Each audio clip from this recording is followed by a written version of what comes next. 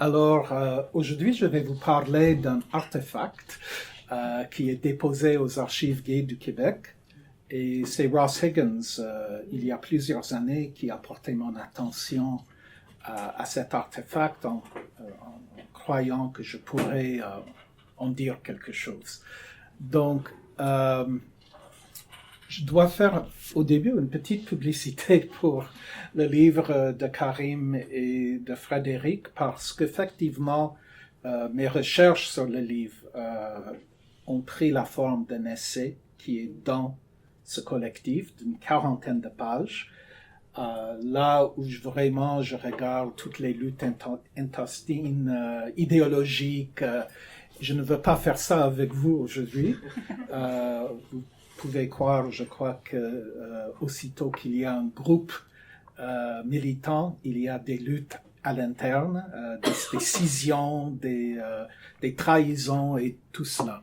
Mais c'est pas ça vraiment que je veux faire avec vous. Je veux plutôt présenter le livre d'abord dans son contexte. Et puis, je voudrais parler un peu de pourquoi je trouve ce livre intéressant. Oui, et là, c'est surtout à cause de la divergence un peu entre le discours public du FLH et ce que ses adhérents ont écrit ou la manière dont ils sont intervenus dans ce livre, qui nous dit beaucoup sur ces décalages qui existent souvent entre la direction d'un groupe et les personnes qui y adhèrent, oui, pour des raisons différentes. Donc, je reviendrai au livre. Voilà, vous voyez, titre très cartésien, scripteur et lecteur, qui vous dit déjà quelque chose sur les personnes qui ont initié le livre, pas nécessairement les gens qui ont écrit dans le livre. Donc, Front de libération homosexuelle, nous sommes à l'époque des fronts. Oui, ça veut dire que le Front de libération homosexuelle est fondé en 1971, donc un an après l'acte des mesures de guerre et évidemment la crise d'octobre. Et donc, le terme front est déjà, circule très bien à l'époque. Et c'est non seulement évidemment le FLQ, c'est le FLN au Vietnam, c'est l'époque des grandes manifestations contre la guerre au Vietnam, c'est non seulement le Vietnam, c'est en France aussi. Vous avez le phare, le Front homosexuel d'action révolutionnaire, qui est né aussi après les événements de mai 68. Et donc, c'est toujours une question intéressante de prendre la mesure de l'influence qu'ont eu les mouvements français ici au Québec versus, par exemple, les mouvements américains. Oui, parce qu'ici, à Columbia University, à la même époque, vous aviez le Gay Liberation Front. Oui. Donc, ça, c'est évidemment un volet de la naissance du FLH. L'autre, je ne crois pas qu'on peut le sous-estimer, c'est le féminisme de deuxième vague. Oui.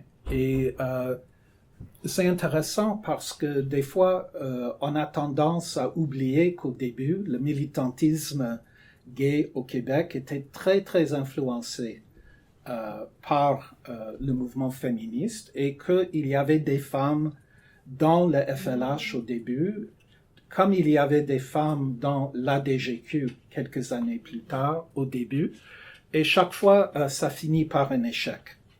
Oui. Et donc, ça, c'est toute une autre présentation, c'est tout un champ qui est très intéressant. Pourquoi les femmes quittent, elles, ces organisations? On voit à l'époque une question qui pourrait peut-être nous donner un début de réponse.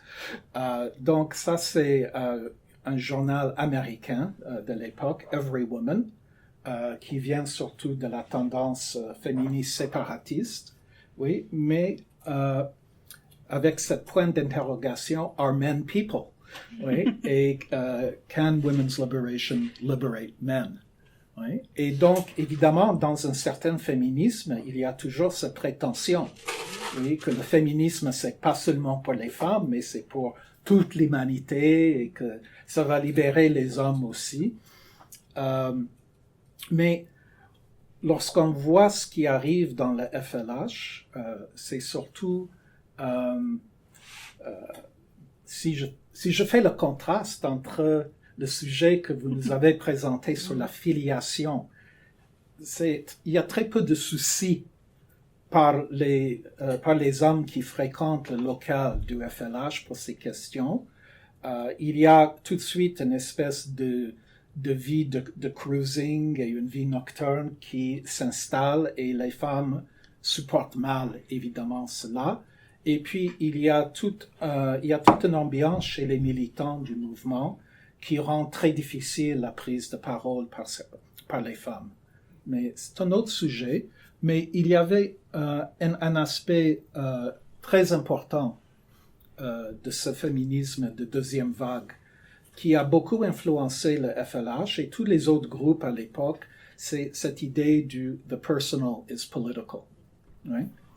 Et c'est une devise à double tranchant, je dirais. Parce que d'une part, c'était lancé contre la gauche traditionnelle, par exemple. Les gens qui disaient, bon, ce que vous faites chez vous, c'est de vos affaires. Quand vous êtes ici, vous faites de la politique. Oui? Quand nous descendons dans la rue pour faire une manif, c'est autour du coût de la vie ou c'est autour des heures de travail ou de la santé. Et évidemment, la question LGBTQ, comme on peut dire à l'époque, était quelque chose qui était souvent subordonné ou considéré comme sans pertinence. Oui. Et donc, évidemment, cette devise conteste cette idée. Mais à l'époque, c'est non seulement les groupes féministes, c'est non seulement le FLH, il y a une croissance énorme à la même époque du mouvement marxiste-léniniste ici au Québec, avec les groupes comme le Parti communiste du Canada, marxiste-léniniste, En lutte, il y avait aussi le Parti communiste du Canada, marxiste-léniniste, il y avait des journaux comme La Forge, comme En lutte.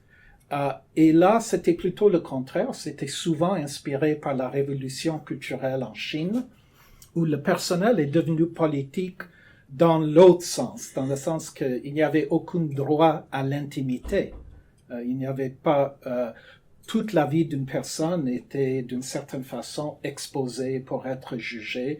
Et effectivement, dans le FLH, lorsqu'on avait des assemblées, l'assemblée était toujours divisée en deux parties, une partie affaires et une partie autocritique.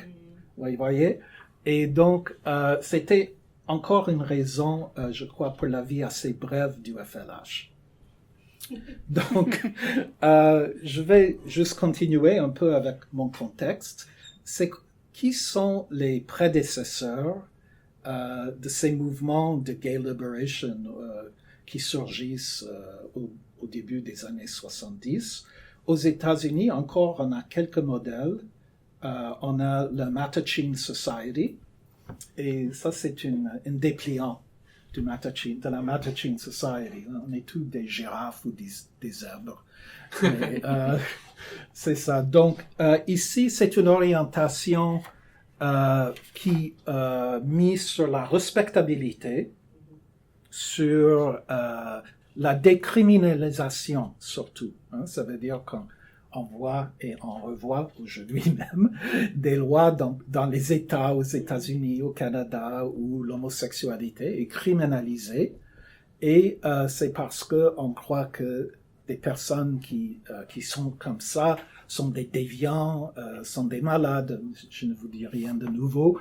Et alors, la campagne de la Mattachine, c'est vraiment que ces gens ont droit à leur dignité. Hein, qu'ils ont droit comme êtres humains à être respectés et qu'il n'y a pas de place pour des lois qui criminalisent un comportement qui est sans victime. C'est comme ça qu'on le présente et ainsi de suite. Du côté des femmes, il y a un peu la même chose, The Daughters of Bilitis. Et encore une fois, ce qui est intéressant, on va voir ça un peu plus tard, c'est le recours qu'on a souvent au modèle de l'Antiquité ou du classicisme. Oui, parce qu'on a tendance à cette époque à faire une lecture de l'Antiquité comme une époque où l'homosexualité ou l'amour entre des personnes du même sexe, intergénérationnel ou non, avait quelque chose de noble. Oui. Et donc, on est très loin du discours d'aujourd'hui, je dirais comme ça. Alors, voilà The Daughters of Bilidas. Au Québec, à la même époque, oui, et je devrais ajouter Arcadie, évidemment, en France, qui avait eu ses lecteurs ici au Québec. Oui, et Arcadie était à peu près dans la même orientation que The Mattachine Society. Oui, c'est ça. Mais au Québec, on avait une revue, Menmise, oui, et Menmise était peut-être la revue de la contre-culture au Québec. Il y en avait d'autres, surtout, oui, il n'y a pas de question, mais par la diffusion, par l'étendue des sujets, c'est vraiment, je crois, on peut dire que c'est la principale revue de la contre-culture au Québec. La contre-culture, c'est un mot, je ne veux pas prendre le temps de parler d'un mot qui est étudié pendant 500 pages ici, mais je dirais que ce qui est intéressant dans le cas du Québec, c'est que les gens, lorsqu'ils écrivent dans les articles portant sur l'homosexualité, font une distinction entre la contre-culture et l'underground.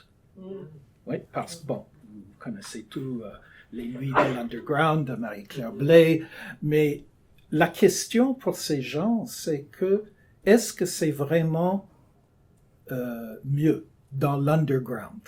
Oui? Ça veut dire dans un certain réseau de bars et de clubs à Montréal. Et la réponse est toujours non.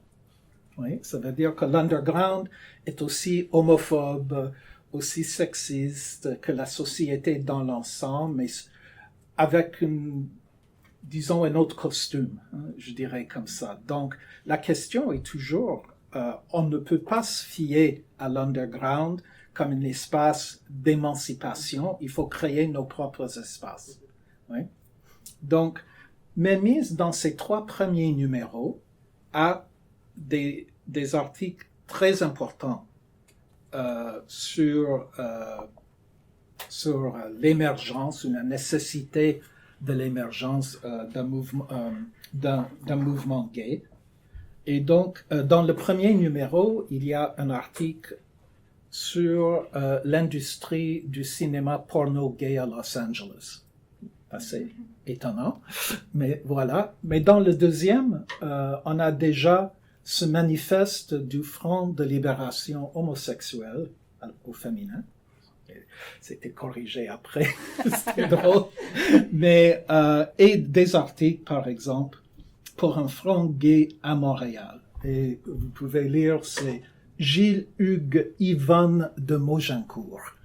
C'est pas la duchesse de Langeais, mais à peu près. Oui, et qui donne la motivation, pourquoi il faut ça. Mais en même temps, vous avez un texte qui est publié à San Francisco, The Gay Manifesto de Carl Whitman. Et c'est intéressant parce que je crois que c'est dans le numéro 3 de Menmise. On en fait la traduction. Oui. Et ce texte est très intéressant et je dirais, pour être plus précis, au lieu de parler de traduction, on peut parler plutôt de tradaptation. Parce que le texte n'est pas traduit de manière littérale. On prend beaucoup de liberté avec le texte pour l'adapter à la situation québécoise. Donc, par exemple, au début de ce texte, Carl Whitman est très catégorique. Il dit que ce qu'on appelle le ghetto, il écrit de San Francisco à peu près, c'est plutôt un lieu de refuge. Hein, ça veut dire qu'il parle de comment les gens viennent de partout aux États-Unis pour trouver du refuge, oui, dans ce qu'on appelle les ghettos de San Francisco. Oui? Et sa vision de la vie ou de la scission entre le monde straight et le monde gay est beaucoup plus manichéenne que celle que nous allons trouver dans l'adaptation québécoise, qui prend plutôt la position que ce qu'il faut, c'est une harmonisation de ces deux mondes. Il mise beaucoup sur l'authenticité. Hein. Ça veut dire que le problème, c'est que les gays sont contraints à se cacher sous des performances qui ne sont pas authentiques. Oui? Mais on dit que si les hétérosexuels vont accepter les gays lorsqu'ils sont ce qu'ils sont. Évidemment, 50 ans plus tard, il y a beaucoup à dire sur ça, mais c'était un peu comme ça. Et puis, sur la question des solidarités, le manifeste de San Francisco parle de solidarité entre les gays, les chicanos et les noirs. Ici, on l'adapte et on parle de solidarité entre les gays, les Indiens et les Esquimaux. Donc, vous avez un autre article qui annonce la naissance du FLH. C'est dans la revue Le Tiers. Oui. Et puis, voici le prospectus, si je peux dire comme ça, du FLH. Et il y a un formulaire de cotisation en même temps. Donc, il y a quelques conditions pour adhérer. Un âge minimum, évidemment. C'est pas très cher, même à l'époque. Mais c'est un outil militant qui n'existe plus, c'est le Gestetner. Et les gens d'un certain âge vont se souvenir de cette machine qui pouvait produire des choses comme ça à bas prix et assez bon marché. Donc, avant de procéder au livre, résumons un peu les tendances. Donc, vous avez la tendance classiciste, comme je disais, qui est... et donc, lorsqu'on regarde le livre de bord, on voit qu'il y a plusieurs citations des livres de Gide et de Cocteau, des autres qui ont eu eux-mêmes un intérêt certain pour le classicisme. C'est un courant qui est très présent dans le livre, qui, d'une certaine façon, parle de l'éducation classique qu'ont reçu les gens, même quand les livres étaient interdits, ils les ont lus. Ça, c'est clair. Avec la Deuxième Guerre mondiale, le livre français est devenu beaucoup plus disponible au Québec qu'il était avant. Oui. Il y a une autre tendance qui est un peu la critique de la psychanalyse de l'époque. Évidemment, dans la psychanalyse un peu populiste ou populaire à l'époque, c'est la mère qui sort comme la grande méchante. Oui, c'est toujours la faute de la mère. Et donc, il y a un petit poème dans le livre comme ça. Ma mère et c'était écrit en anglais. Donc, my mother made me a homosexual. If I give her the wool, will she make me one too? Et donc, il y a cette tendance qui est une espèce de critique du discours psychanalytique, culpabilisant de la mère, qui insiste sur la normalité, ou la normativité. Et puis, il y avait la tendance militante. Ça, c'est évidemment, sexualité et lutte des classes. C'était un livre qui est sorti en Allemagne après les événements de 68, mais il y en a beaucoup ici en français, en anglais, et il y a cette tendance qui est représentée. Malheureusement, le FLH n'a duré qu'un an à peu près. Hein? Et je dirais que l'événement qui a provoqué l'effondrement du FLH, c'était la descente. Il y avait une descente lors de la crémaillère. Oui, on fêtait l'ouverture d'un nouveau local du groupe et la police est venue. 40 personnes ont été arrêtées. On a beaucoup de témoignages de l'époque de l'humiliation subie par les gens qui ont été arrêtés, qui ont été tassés dans les cellules, dans la prison. Beaucoup de gens dans une seule dénoncer en public, etc. Et ce n'était pas la réaction qu'on voyait à Stonewall 10 ans plus tard, quelques années plus tôt, où les drag queens, surtout de couleur, ont pris la bataille avec la police pour créer un événement qui marque symboliquement le début du mouvement homosexuel de libération moderne. Ici, c'est plutôt le contraire. Les gens se sont dispersés, il n'y avait plus de cotisation et l'organisation a été obligée de fermer les portes, malheureusement.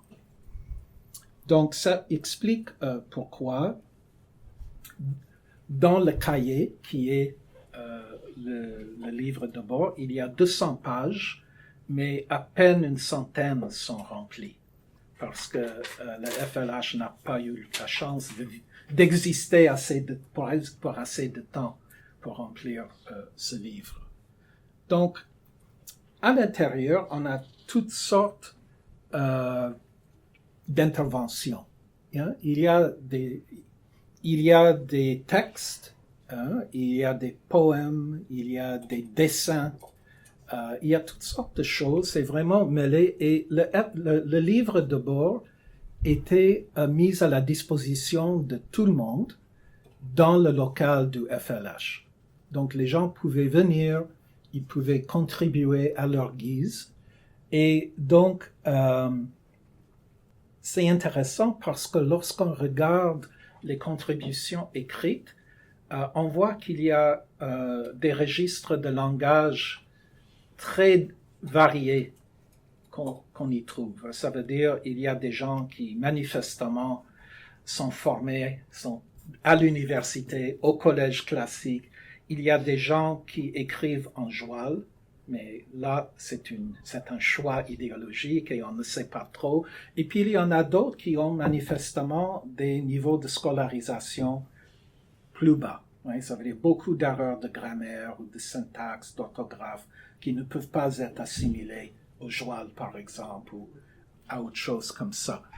Donc, encore une fois, des témoins de l'époque nous disent que c'était une occasion en or pour les gens, ça veut dire pour le membre ordinaire de l'association de s'exprimer. Surtout, disait un, parce que lors des assemblées, c'était une certaine couche qui prenait tout le temps et toute la parole. Oui? Donc, vous voyez, par exemple, un beau dessin, hommage à la permanence. Oui? Et on ne sait pas trop si c'est satirique ou si c'est vraiment pour de vrai, mais évidemment, la permanence, c'est les gens qui sont au local à des heures régulières pour accueillir les gens. C'est pas nécessairement les gens qui ont mené les comités ou qui siégeaient sur le comité exécutif. Donc, il y avait des tensions entre ces deux groupes. Mais voyons ce civisme de la permanence. Mais il y avait, comme je disais, effectivement, des conflits. Donc, voici une intervention de quelqu'un. Et ce qu'il faut au groupe, après 2 mois d'observation, ce sont des fils de cultivateurs, sans raffinement, qui n'ont pas peur de retrousser les manches, et non des fils à papa satisfaits d'eux-mêmes, qui se conduisent en enfants de cœur après la grande messe. Oui? Donc, c'est le genre de débat qui a lieu dans tous les groupuscules de l'époque dite de gauche. Oui, ça veut dire que les gens qui s'annoncent comme des militants prolétaires, mais qui viennent d'outremont ou ailleurs, et c'est un peu, dans Parti pris, on trouve la même chose quelques années plus tôt et ailleurs. Oui. Et puis, quelqu'un a été même inspiré d'écrire un petit poème à ce sujet. Quétaine roucoulant, snob asséché, hippie décoloré, chat et chien fidèles à la prochaine fois. Donc, il y a beaucoup de créativité dans le livre de bord. C'est pour ça que je l'adore.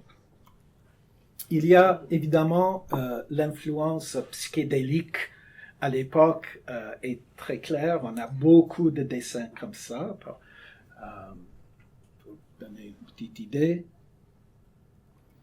des graffitis aussi, et des graffitis qui misent beaucoup. Ça veut dire que c'est clair que la direction du FLH, c'était ce qu'on peut appeler des hommes gays, avec une certaine éducation, une certaine formation, mais on ne peut pas dire la même chose des membres. Il y avait un peu de tout, et donc ce qui est intéressant dans le livre, c'est que le genderfuck, comme on disait à l'époque, est assez prééminent. Oui? Donc on a ces graffitis comme ça.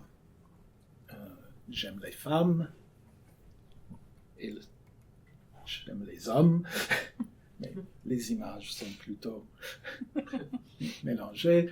Donc il y a toutes sortes de dessins comme ça. Et il y a même Jésus-Christ Superstar. Oui. Donc il y avait, quant aux langues, il y en avait 3. C'est ça qui est intéressant. Il y avait du français, évidemment. Il y avait de l'anglais, mais aussi de l'allemand. Donc, il y avait 1 ou 2 personnes qui contribuent tout le temps en allemand, ce qui est drôle. Ce que j'ai trouvé intéressant aussi, c'est que on connaît tous et toutes la pièce de Michel Tremblay, Hosanna, qui sort en 1973. Donc, mais déjà dans le livre de bord, on a des dessins. Donc, évidemment, la figure de Cléopâtre, jouée par Elizabeth Taylor, a déjà eu une circulation certaine dans le milieu gay. Et donc, on voit ça déjà dans le livre de bord en 71, pas seulement dans la pièce de Tremblay. Alors, je vais conclure parce que je vais laisser du temps après tout. C'était quoi le FLH et le livre de bord? Je crois que ce poème, aujourd'hui on dirait une safe space. C'est un peu ça l'idée, mais je suis arrivé au FLH, j'ai fait un peu de ménage. J'étais calme, si calme. C'est incroyable, j'étais seul là, je suis là encore. J'ai lu ce bouquin, je l'aime bien. La radio joue. Malgré ses commanditaires stupides, je me sens bien. J'aimerais posséder cette paix un peu plus souvent. Elle me relaxe, elle me fait du bien. J'écoute la musique et la radio, du piano, de beaux arpèges, une mélodie d'antan, une autre. J'aime la vie. C'est un combat, un challenge si merveilleux, notre bien le plus précieux. Et donc c'est intéressant que c'est un peu l'ambiance que la permanence voulait donner au FLH. Et c'est évident que par le livre de bord, il y avait des gens qui en profitaient, pour qui c'était quand même quelque chose d'assez important. Mais je vais rester là. Merci beaucoup.